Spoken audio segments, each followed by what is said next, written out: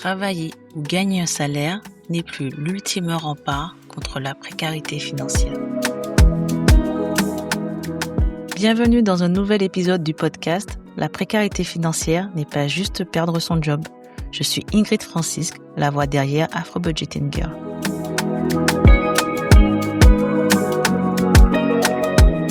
Avant tout, du fond du cœur, merci. Merci pour vos commentaires, merci pour vos réactions, vos messages et vos emails à la suite de l'épisode 2. J'ai été touchée par certaines réactions, mais aussi par certaines histoires. Vous vous sentiez moins seul, vous vous êtes reconnu dans l'épisode. Ce podcast a mis des mots sur quelque chose que vous portiez depuis longtemps, mais que vous n'arriviez pas à articuler. Cette plateforme appartient à la communauté. Elle est la vôtre. Ce podcast existe parce que nos histoires de précarité et de vulnérabilité financière méritent d'être entendues. Alors si toi aussi tu veux partager ton histoire, une expérience qui t'a rendu vulnérable financièrement, que tu n'as jamais pu dire à voix haute, écris-moi à community@afrobudgetinggirl.com. L'adresse est dans les notes de l'épisode. C'est le partage, le vécu, le contexte et l'écoute qui nous permettent d'avancer et aussi de déstigmatiser ces situations. Parce que la précarité financière, ce n'est pas juste perdre son job. Si tu as un travail ou une source de revenus stable en 2026, je tiens à te dire que c'est génial. Avoir un emploi aide énormément à créer des opportunités, à se projeter dans le futur. Un salaire permet de réaliser tes projets. Et pourtant, tu te sens financièrement à bout, asphyxié. Tu arrives à peine à tenir la tête hors de l'eau. Tu gères ton budget d'une main de fer, tu as déjà coupé tout ce que tu pouvais. Là, c'est juste l'essentiel. Les courses, les factures, l'électricité, eau, internet, ta voiture ou les transports pour aller au travail. Mais ça ne suffit plus. Tu as aussi d'autres obligations qui ne te permettent pas de mettre de côté pour réaliser tes projets ou pour faire face si quelque chose arrive. Tu sors d'une rupture, tu gères un parent ou un membre de la famille. Tu as été victime d'une arnaque qui t'a coûté tes économies. On pense souvent que le travail est un rempart contre la précarité financière. Tu te sens chanceux ou chanceuse. Ça pourrait être pire. Tu ne te considères pas vulnérable financièrement, encore moins précaire, parce que tu ne dors pas dans la rue. Parce qu'on t'a appris que la précarité financière, c'est quand tu as tout perdu. Mais ce n'est pas tout noir ou tout blanc. Il y a des gens aujourd'hui, en ce moment, qui travaillent, qui ont un emploi et qui dorment dans leur voiture le soir ou dans un centre d'hébergement. Il y a des gens aujourd'hui qui travaillent et qui sont au secours populaire pour accéder à de la nourriture. Il y a des gens aujourd'hui qui travaillent et qui ne vont plus chez le dentiste parce qu'ils ne peuvent pas payer une mutuelle pour couvrir les frais non remboursés. Ils ont un travail, mais la vie a mis trop de pression sur trop peu de ressources.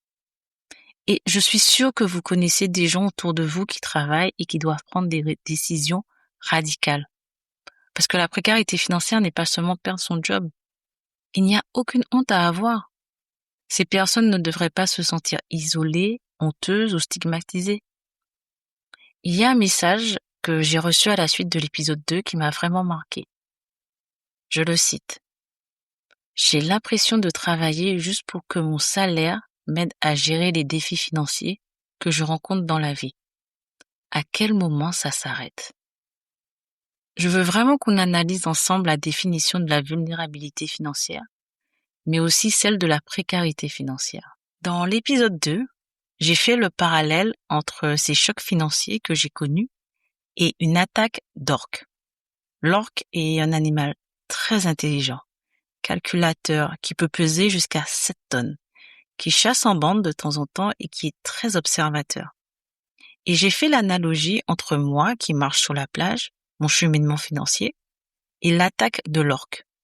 Ces chocs financiers qui créent de la précarité. Je vous invite à écouter l'épisode 2 pour plus de contexte.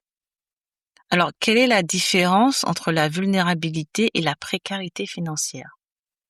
La vulnérabilité financière, c'est quand l'orque t'attaque sur le littoral. Mais t'as pu l'éviter. Elle était proche, mais elle a manqué sa cible. Tu as eu peur. C'était impressionnant, mais finalement t'as pu gérer. Tu reprends ton souffle. C'est quand même un animal de 7 tonnes qui arrive de nulle part. Tu vas reprendre ta marche, mais très lentement. Tu gardes un œil sur la mer, parce que tu sens que c'est dans l'air. Elle peut revenir à la charge. Tu revis même la scène. T'as des flashs. Physiquement, tu n'as rien, mais il y a déjà une angoisse qui monte. Celle de ce que ça aurait pu être. C'est ça la vulnérabilité financière. C'est l'exposition, la fragilité qui existe avant que quelque chose de grave n'arrive. C'est l'imprévu avant la crise. Pas de fonds d'urgence, pas de liquidité. Tu n'as pas de marge de manœuvre si quelque chose se passe. La précarité financière, c'est quand l'orque t'attaque et te blesse gravement, au point que tu ne peux plus bouger. L'animal est sur toi, tu sens le poids, la pression. La situation fait monter ton anxiété. Tu as l'impression que tu vas y passer, tu es complètement à sa merci. Épuisé.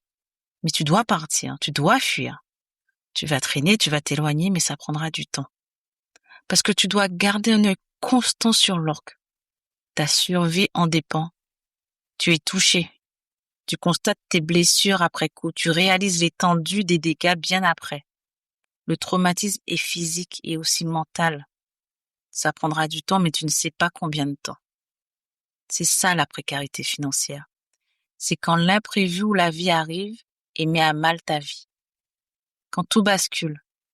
La précarité financière ne te choisit pas selon ton niveau d'éducation, l'endroit où tu vis ou ton milieu. Tu peux savoir faire un budget, tu peux maîtriser tes finances, connaître chaque centime, tout contrôler avec discipline. Et l'orque peut quand même revenir. Parce que ce n'est pas une question de savoir-faire, c'est une question de ce que la vie met sur ton chemin. La vitalité financière, c'est l'exposition. La précarité financière, c'est quand cette exposition devient une réalité, que tu vis dans ton corps, dans tes décisions, dans tes relations sociales, dans ton travail. Les deux méritent d'être reconnus. Les deux méritent du soutien. Aucune des deux n'est une honte.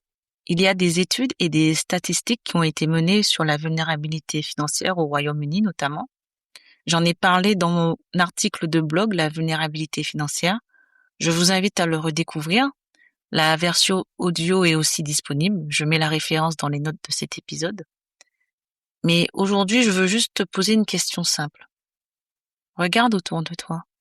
Regarde ta famille, tes amis, tes collègues, les gens dans ta communauté. Combien d'entre elles portent quelque chose en silence? Une dette cachée, une pression financière invisible, une situation qui déborde mais dont on ne parle pas. Tu le vis, tu le vois, tu le sens. Je veux aussi revenir sur un terme que j'ai mentionné dans l'épisode 2, la pauvreté. Quand j'ai parlé de ma maman, j'ai dit qu'elle a connu la pauvreté en tant qu'enfant. Alors je m'excuse auprès des auditrices et des auditeurs si je n'ai pas donné assez de contexte à ce moment-là. Je vais donc rectifier ici.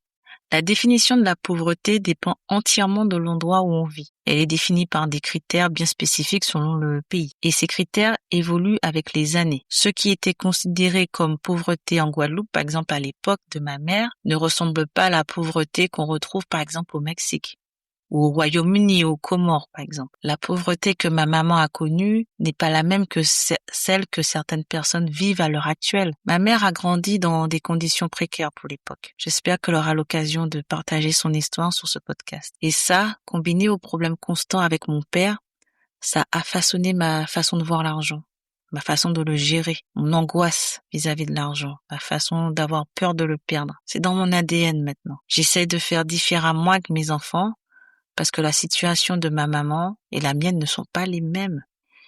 Et je me suis faite la promesse qu'elle sera différente pour mes enfants. Mais voilà ce que j'ai compris. La sensation de ne pas avoir assez, d'être à bout, de ne pas avoir comment s'en sortir, cette sensation, elle est universelle. Il y aura toujours quelqu'un dans une situation pire que la tienne. Ça, c'est vrai. Et on nous l'a tellement répété qu'on a appris à minimiser ce qu'on vit.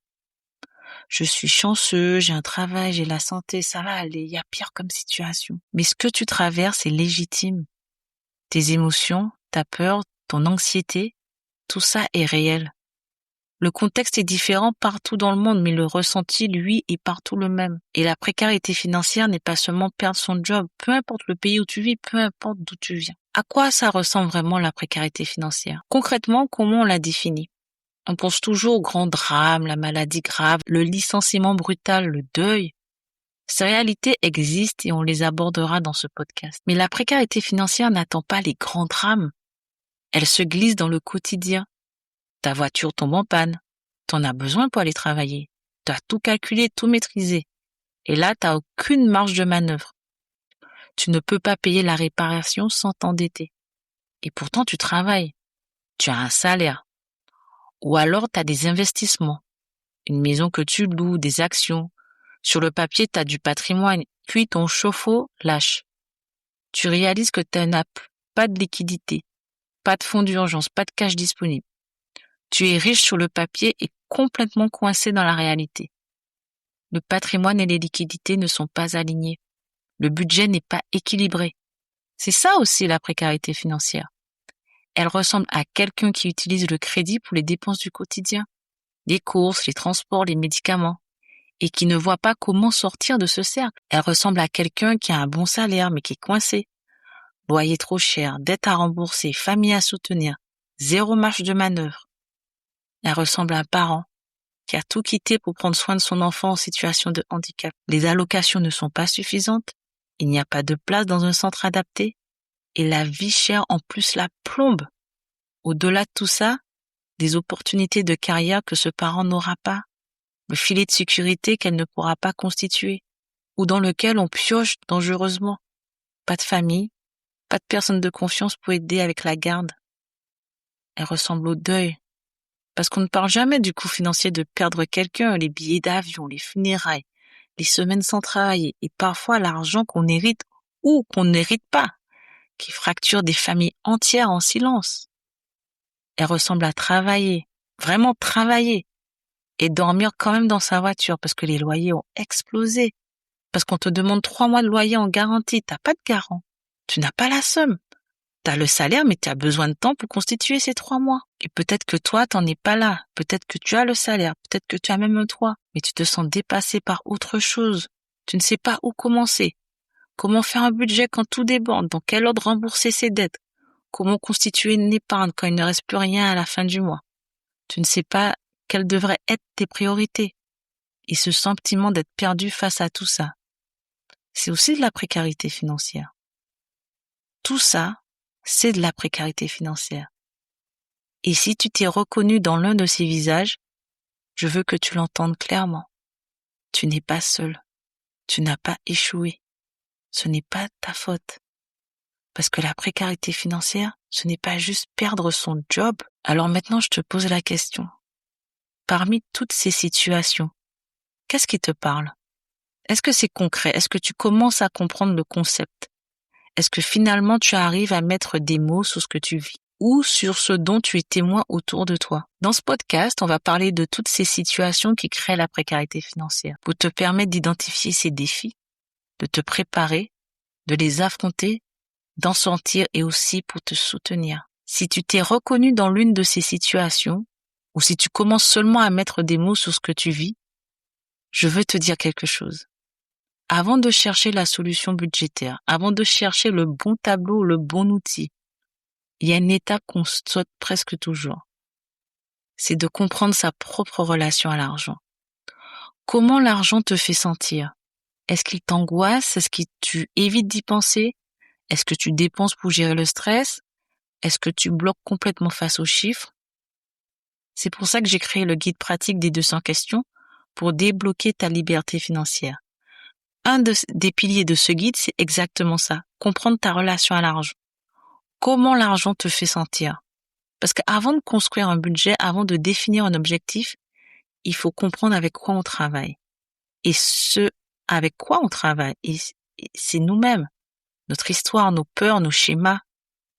Ce guide fait le pont entre ta situation actuelle, ton état d'esprit, tes capacités, les ressources disponibles, et comment tout ça impacte ton budget. Et comment tu peux commencer à retourner les choses ou simplement à les approcher différemment.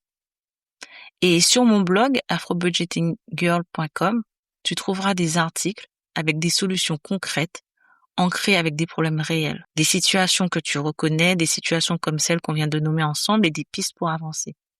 Je t'invite vraiment à y aller faire un tour parce que la liberté financière, ça commence par la clarté. Et la clarté, ça commence par se poser les bonnes questions.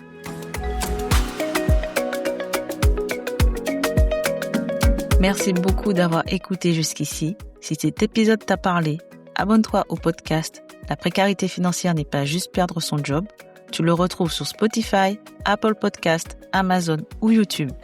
Tu peux aussi rejoindre notre communauté WhatsApp, télécharger nos outils gratuits, le suivi budgétaire et le guide pratique des 200 questions, et lire ou écouter les articles du blog ou des solutions concrètes, tout ça sur afrobudgetinggirl.com. Parce que la précarité financière, ce n'est pas seulement perdre son job. Et surtout, n'oublie pas de prendre soin de toi, car la santé est ton meilleur allié.